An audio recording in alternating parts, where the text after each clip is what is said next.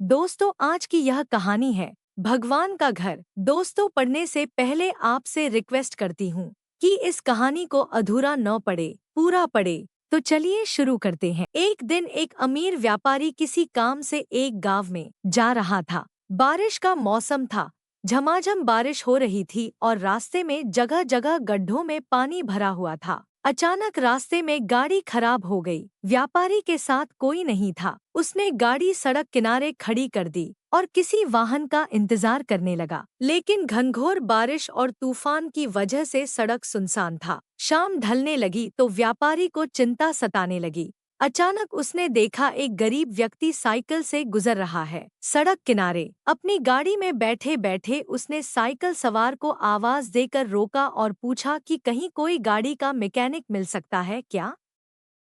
Cycle सवार ने बताया कि इतनी बारिश में दूर दूर तक उसे कोई मैकेनिक नहीं मिलेगा। यह सुनकर व्यापारी चिंतित हो उठा। तब साइकिल सवार ने बड़ी विनम्रता से कहा, भाई साहब, अगर आप चाहें तो पास ही बने भगवान के घर में आज रात विश्राम कर सकते हैं। वहां आपको रहने की सारी सुविधाएं मिलेगी। व्यापारी राजी हो गया।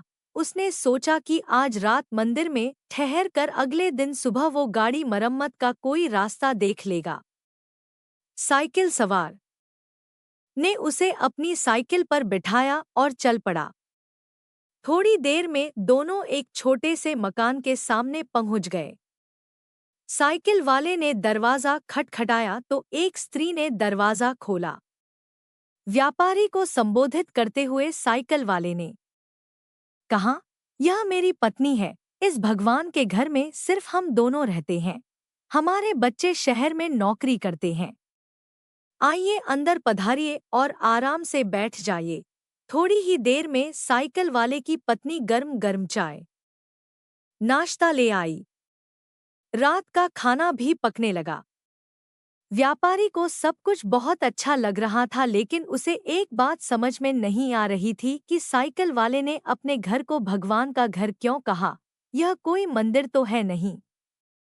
आखिर उससे रहा नहीं गया तो उसने पूछ ही लिया कि वो क्यों अपने मकान को भगवान का घर कह रहा है। लोग तो अक्सर यही कहते हैं कि मेरे घर में भगवान विराजमान है, या मेरे घर में भगवान के लिए पूजा घर बनवाया है, या मेरे घर में भगवान आए हैं। यह सुनकर साइकिल वाले व्यक्ति ने कहा, हाँ, आपने ठीक कहा। अक्सर लोग यही कहते हैं कि घर हमारा है और भगवान हमारे घर में विराजमान है। लेकिन हम ऐसा नहीं कहते, क्योंकि अगर हम अपना घर कहेंगे तो उसमें हम अपनी इच्छानुसार कुछ भी उल्टा पुल्टा काम कर सकते हैं। लेकिन अगर हमने भगवान का घर कहा तो हम वहाँ कोई गलत अनाचार वाले काम नहीं कर सकते और हमेशा उन्हीं सद्विचारों में रहते हैं जैसे हम सब मंदिर के अंदर होते हैं। जैसे हम सब मंदिर के अंदर होते हैं। और मजे की बात यह है कि जैसा कि लोग बोलते हैं कि मृत्यु के बाद हमें भगवान के घर जाना है, तो उस हिसाब से देखा जाए तो हम जीते जी ही भगवान के घर रहने का सुख प्राप्त कर रहे हैं। उस गरीब व्यक्ति के इतने सुंदर विचार से व्यापारी बहुत प्रेरित हुआ और उसने भी अपने घर को भगवान का घर कहने का मन बना लिया। तो दोस्तों, आज की यह कहानी आपको अच्छी लगी हो तो प्लीज़ लाइक और शेयर ज़रूर कीजिएगा। और चैनल पर नए हैं तो चैनल को सब्सक्राइब करें। धन्यवाद।